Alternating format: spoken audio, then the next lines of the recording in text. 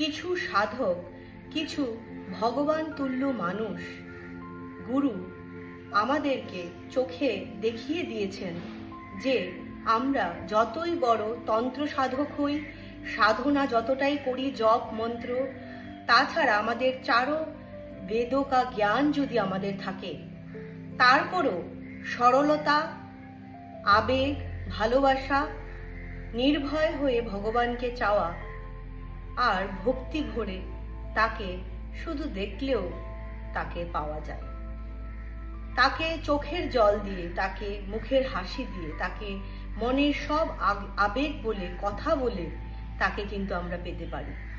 সবচেয়ে বড় উদাহরণ হলো গিয়ে রামকৃষ্ণ পরমহংস আর বামাক্ষেপা, যাকে বামদেব বলা হয়। তো ওনারা আমাদেরকে দেখিয়ে দিয়েছেন যে ভগবানকে পেতে গেলে শুধু নিয়ম নিষ্ঠা করে পূজা করলেই হয় না।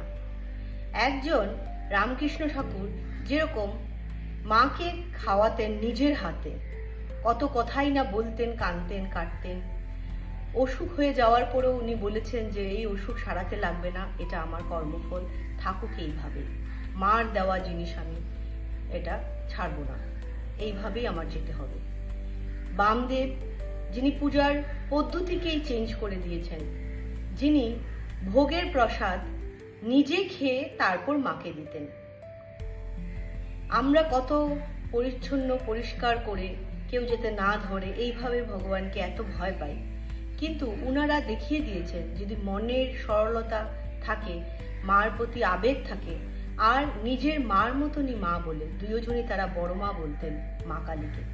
তো যে যেই রূপকেই পূজা করুক, যে যেই ভগবানকেই পূজা করুক, কিন্তু এই আবেগ, এই ভালোবাসা থাকলে, মার সাথে রাগও তো করি আমরা, নিজের মার সাথে কত সময় কত কথা বলি, তো তারাও কিন্তু এরকমই করতেন। যখন রাগ উঠতো ছিটিয়ে ফুল দিতেন বা ছিটিয়ে যেরকম খাওয়া দিতেন, এইভাবে তারা মার সাথে তাদের আচরণ ছিল। কই, তাদেরকে তো মা কোনো ধরনের দণ্ড দেন নাই, তাদেরকে তো মা কোনো খারাপ করেন নাই, তারা এরকম অলৌকিক শক্তি নিয়ে তাদের এই সংসারে পাঠিয়েছেন। আর তারাই ভবিষ্যৎ গড়ে গেছে যে আজকের দিনে আমরা যাতে ভয় না পাই। তাও আমরা কত ভয় পাই, উগ্র দেবী দেবতা আমাদের ক্ষতি করে দিবে, কোনো নিয়ম যদি ভঙ্গ হয় আমাদের খারাপ হবে, আমরা এরকম কেন ভাবি? কারণ আমাদের মনে ভয় যে আমাদের ওই সরলতা তাদের মতো নেই, আমরা ওই পর্যায়ে যেতে পারি নাই।